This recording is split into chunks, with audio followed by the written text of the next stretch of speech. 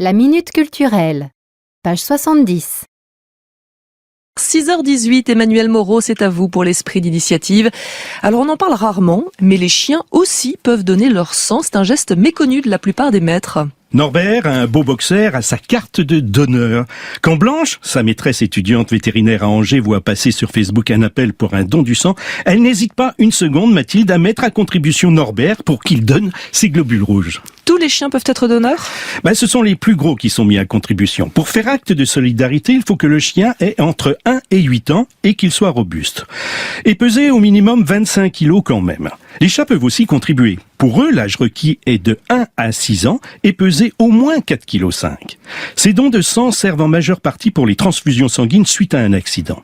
C'est le cas par exemple quand un chien a mangé un produit contre les rats et les souris.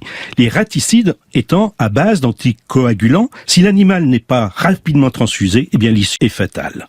Quand il y a une demande urgente de sang, des appels sont lancés sur les groupes des campus vétérinaires, explique Blanche. Donc ces demandes urgentes sont ponctuelles ? Oui, et elles répondent à un besoin précis. Mais certaines cliniques vétérinaires essaient d'organiser des collectes régulières. Elles en font la promotion sur leur site. On dénombre 4 banques de sang sur le territoire. L'école vétérinaire de Maison-Alfort, celle de Nantes, le centre hospitalier vétérinaire Massilia à Marseille et la clinique Alliance à Bordeaux.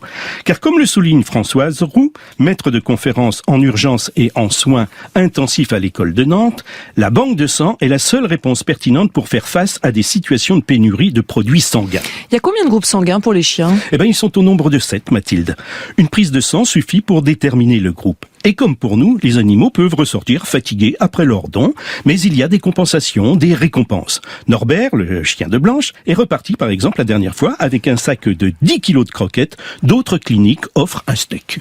Et malgré ce cadeau, peu de chiens donnent leur sang. C'est effectivement ce qu'a pu constater Océane Herrero du Figaro Demain, qui a enquêté sur le sujet. Bien connu sur les campus vétérinaires, les transfusions sanguines sont assez peu évoquées avec les propriétaires d'animaux.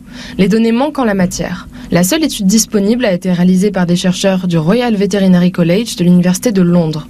Selon ce sondage, 70% des propriétaires ne savaient pas que leur animal pouvait donner son sang, et pourtant 89% ont affirmé qu'ils seraient prêts à lui faire une carte de donneur. Pour Solène, propriétaire de plusieurs chiens, après l'opération de l'un d'entre eux qui a eu besoin d'urgence de sang, il n'y a eu aucune hésitation. C'est un de ses compagnons de jeu, une labrador, qui a tendu la patte. Emmanuel Moreau, c'était l'esprit d'initiative. France Inter.